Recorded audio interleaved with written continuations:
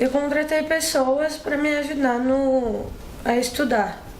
Eu vou para a escola com os professores que me ajudam, aí eu chego, vou para o Kumon, e depois do Kumon eu tenho minhas atividades físicas e minhas obrigações de estudar, ler livro que eu tô na metade ou acabando. Acho que é um problema de estudar mesmo, de prestar atenção e de trocar as palavras, as letras.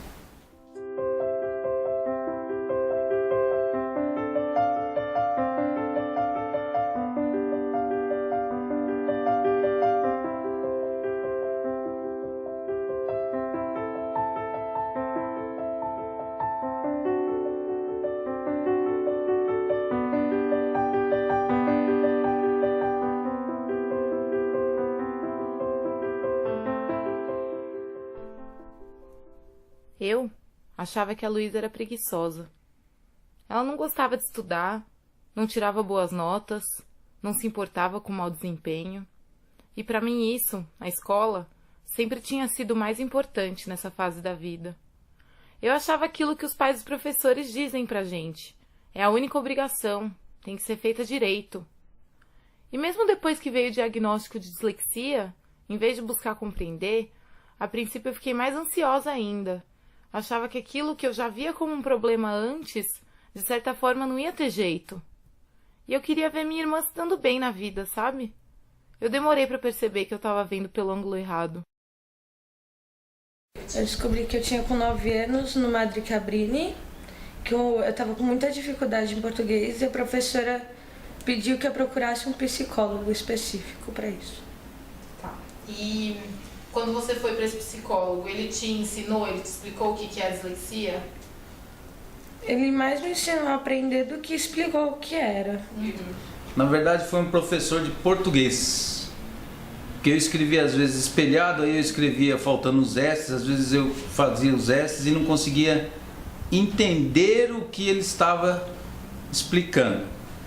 E eu lia e não entendia. Então às vezes ele acabava de ler, ele perguntava o que eu tinha lido, eu já não sabia o que eu tinha lido. Então, a dislexia é considerada um dos transtornos de aprendizagem, né?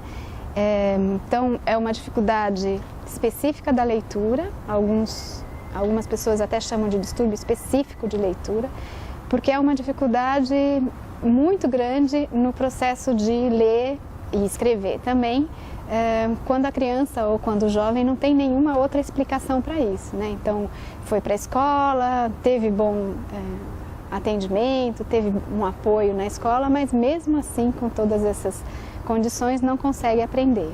Existem alguns sinais que na avaliação neuropsicológica ou da fono, a gente consegue identificar e que é muito diferente da criança que está só passando por uma dificuldade inicial, né? Então é importante que os pais fiquem atentos para identificar e muitas vezes é o professor que percebe, né? O professor, dentro daquele grupo da sala de aula, percebe que aquele aluno tem uma dificuldade muito grande para ler e escrever e não tem essa dificuldade para falar, compreende bem quando a comunicação é feita por via oral. Na época eu nem sabia o que era. Nós tivemos uma reunião, eu tive uma reunião com a coordenadora do colégio e com a professora, inicialmente com a professora, e ela disse na época que ela não poderia fazer nada pela Luísa e que eu buscasse aquilo que eu achasse mais adequado, porque o colégio não estava preparado para fazer o acompanhamento do caso dela. Mas isso já estávamos no segundo semestre do ano letivo e eu não podia tirá-la do colégio. Quando houve o diagnóstico, eu fiquei muito abalada, porque eu não sabia como lidar com isso, com a situação do colégio e com o diagnóstico em si.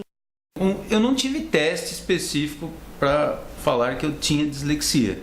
O professor que diagnosticou e sentou em casa e, conversando com a minha família, falou que isso não era incomum naquela época, já não era incomum, e mostrou o que uma criança com dislexia tinha de dificuldades e mostrou os fatos do que eu fazia e do que um dislexo tem. E como que foi quando você repetiu? Foi ruim porque eu perdi meus amigos que foram para os outros anos seguintes. Só que o bom é que eu aprendi melhor e a professora já sabia que eu tinha dislexia e me ensinou no modo diferente do que os outros alunos. Você continuou no mesmo colégio? Continuei no mesmo colégio até o 4º ano. E aí você mudou por quê? Eu mudei mais por causa do método de ensino também e por causa da média do colégio, que foi melhor pra mim. Como assim? A média do colégio, como assim? A média, tipo, no Madre Cabrino que eu estudava antes era 7, 8. E no colégio que eu mudei depois foi 6. Então abaixou bastante e melhorou muito. E depois você mudou desse colégio também? Eu mudei no começo desse ano, porque eu ia repetir no colégio que eu tava no 7º ano, eu ia repetir, porque eu fui muito mal, não estudava, não gostava.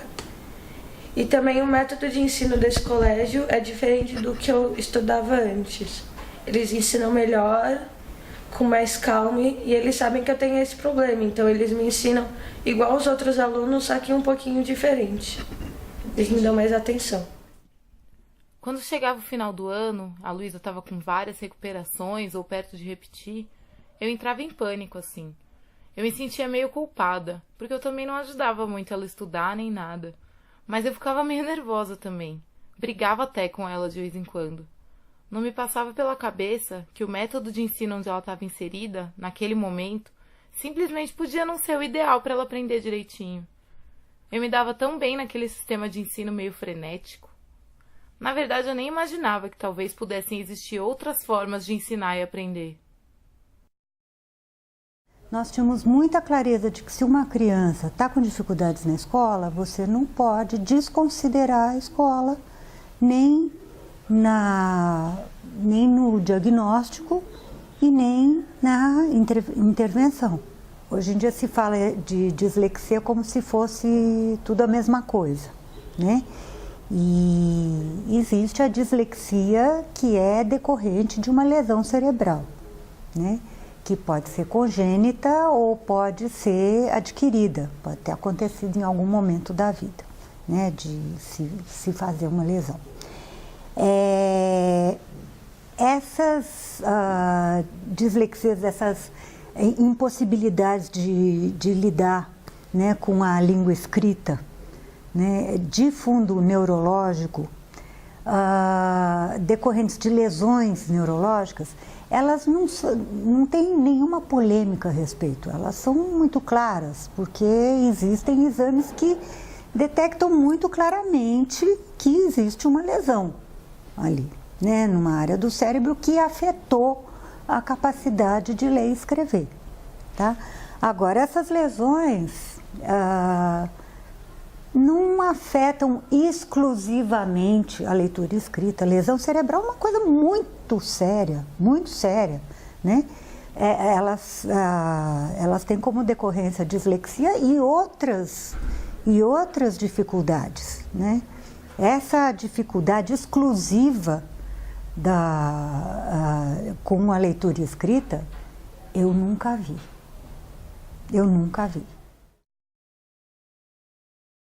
Eu acho que o conteúdo que eles têm lá é um conteúdo propício, né? Eles têm o conteúdo e eu acho que a metodologia ela se adaptou bem à metodologia deles, então eu não acho que seja necessário ela ir para um colégio mais rígido. É uma escola pequena, com um número reduzido de alunos por sala de aula, para poder fazer um trabalho bem individualizado com cada um. Nós conversamos sobre cada um, o professor me passa a dificuldade de cada um, que eu entro em contato com os pais, em geral em tudo de aprendizado, comportamento. Então nós fazemos um trabalho mesmo bem... cada um não é um número, entendeu? A gente sabe exatamente o que cada uma, o diferencial, a necessidade de cada um, a dificuldade de aprendizado, então fica mais fácil por isso. Pra gente, a Luísa, ela tá indo super bem, entendeu?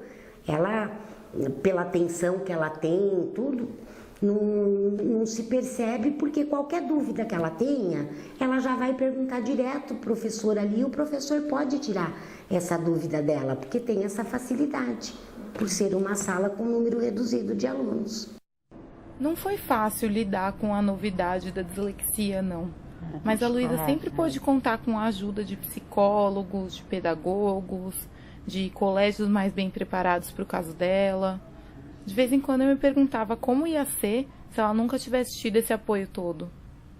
Aí, algum tempo depois da nossa descoberta, a Berenice, que trabalha lá na nossa casa, descobriu que o filho dela podia estar passando pela mesma situação. Então, o nome do meu filho é Yuri, ele está com 12 anos agora, está no 6º ano, né? Aí esse ano passou de ano, graças a Deus, né?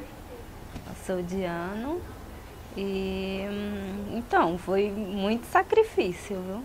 Para ele passar de ano. Porque a professora dele, foi a professora que descobriu, né? Que ele tinha dislexia. E a partir daí, ela falou que ia marcar um psicólogo, né, para ele, porque ele tinha problema, porque ele não conseguia entender os assuntos direito na escola. E aí ela marcou para mim. E eu fiquei na fila de espera 1 ano, né? 1 ano fiquei esperando. Aí depois me chamaram ele, né? Eu comecei a fazer o tratamento, né?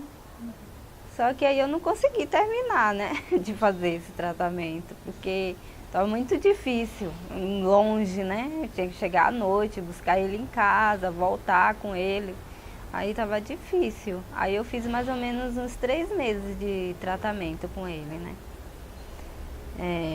E também eu tive que ficar acompanhando ele na escola, ensinando em casa também. Eu acho que isso é tudo, né? Para uma criança que tem esse tipo de coisa, acho que é tudo. Tem que estar sempre tendo acompanhamento dos pais, né? Tem que dar o maior apoio, porque senão... se eu tivesse condições assim, eu pagaria, né? Porque é importante, né? Se eles dessem mais atenção para essas crianças, né? Porque tem alguns professores que não entendem. Só essa professora, porque ela está fazendo faculdade de psicologia, né? Por isso que ela entendeu. E ela sempre falava para mim, mãe, busca, porque isso não é normal, né? Porque nem eu mesma sabia. No estado, eles não recebem alunos que têm diagnosticado qualquer doença que atrapalhe o desenvolvimento cognitivo. Mas a maior parte das crianças não tem esse diagnóstico preparado, então eles são matriculados normalmente como se não tivessem nada, né? E recebem apoio nenhum, né? Na rede municipal, existe há uns 4 anos ou mais, existe um projeto chamado Inclusão. Então, as crianças com qualquer deficiência, eles devem ser tratados em sala de aula com um apoio numa sala especializada, que chama Sala de Apoio à Inclusão, né? Essa sala de apoio à inclusão deveria orientar os professores para como lidar com esse aluno em sala de aula, mas não acontece efetivamente dessa forma. O que acontece é que os alunos são deixados na sala de aula e as professoras procuram o SAI quando está um problema que atrapalha o desenvolvimento de todos os outros. A pergunta é, por que esse aluno fica na sala de aula para mim? Inclusão é feita no aspecto não dele, é dos outros aceitarem a deficiente na sala de aula. Nesse aspecto, cumpre muito bem o papel.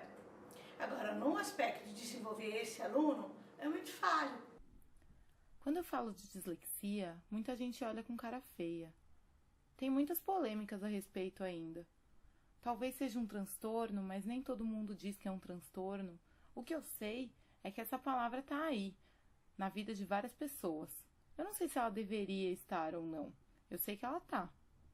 Para mim, e acho que para a Luísa também, as coisas mudaram quando eu deixei de achar que a gente tem que tentar fugir ou tratar da dislexia como se ela fosse uma infecção ou uma doença.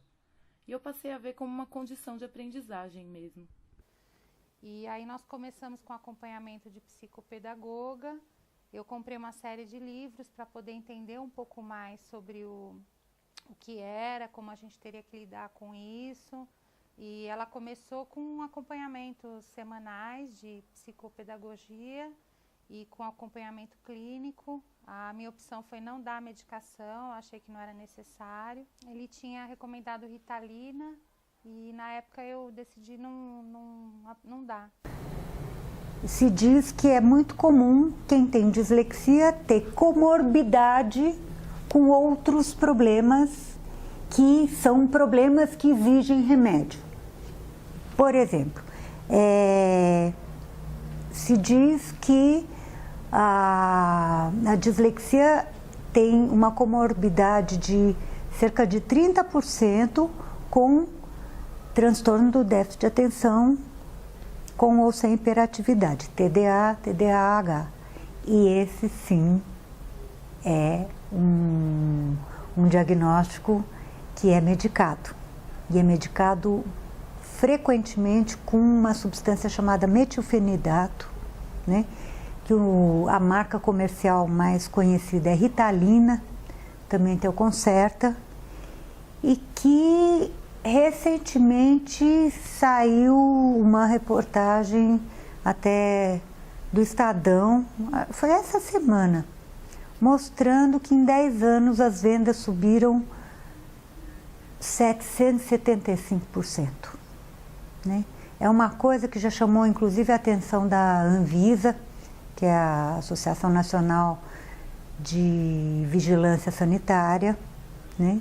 Esse crescimento exponencial das vendas do consumo dessa droga, né?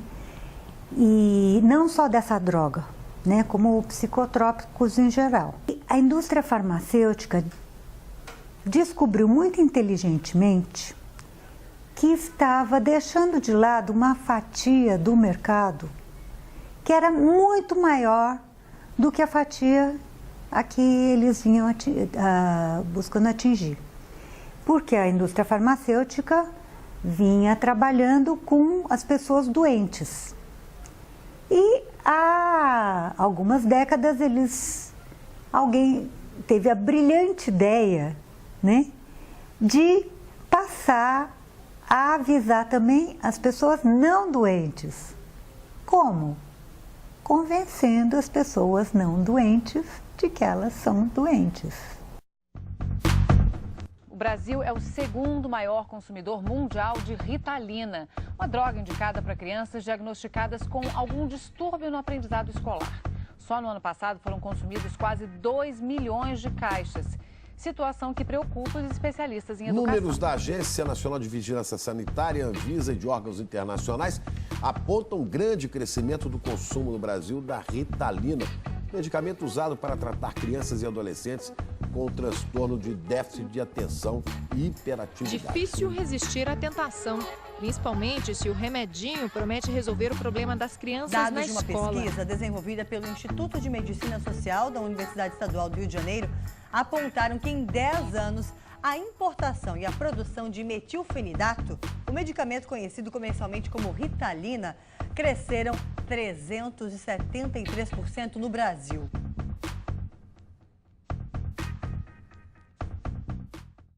A minha experiência é que quanto mais ele sabe sobre a dificuldade que ele tem, melhor ele consegue lidar com essa dificuldade. É muito angustiante para a criança saber, e para o jovem até, né? Porque também acontece com o jovem, também acontecem com adultos, né? Que descobrem já na fase adulta. É muito angustiante para eles serem inteligentes, conseguirem participar de todas as atividades, mas na hora de ler e escrever, perceberem essa diferença com os colegas da classe, né? E muitas vezes eles são chamados de burros, de preguiçosos. Então, quando se explica para essa criança que não é preguiça, que a gente sabe que não é preguiça, que a gente entende que é uma dificuldade, que é algo, inclusive, que tem base neurofisiológica, né? Um funcionamento diferente do cérebro que causa isso, não é da vontade dele fazer isso. Isso faz toda a diferença para essa criança, em termos emocionais. né? Porque ela vai ficar mais tranquila, ela consegue entender que ela não é a única que está passando por isso, tem outras crianças que também têm a mesma dificuldade e isso ajuda muito, né? Meu pai me ajuda a estudar bastante, porque eu sei que ele também tem, então ele me ensina diferente do que os professores. Então isso te ajudou? Nós melhoramos nossas notas, né, Lulu? Tiramos até 10 em matemática, certo?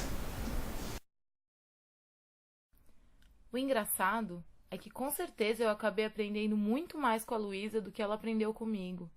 O preconceito que o meu eu adolescente tinha, a ideia de que uma criança só pode ser alguém se fosse igual a mim, tudo isso estava muito errado.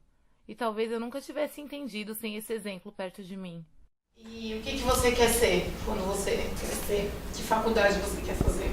Eu não sei, eu tava pensando em ser ou veterinária ou eu quero seguir carreira de atriz, não sei ainda muito bem. E você acha que isso que você tem vai te atrapalhar ou que você vai conseguir passar por cima? Eu acho que eu consigo passar por cima, acho que não vai me atrapalhar muito não.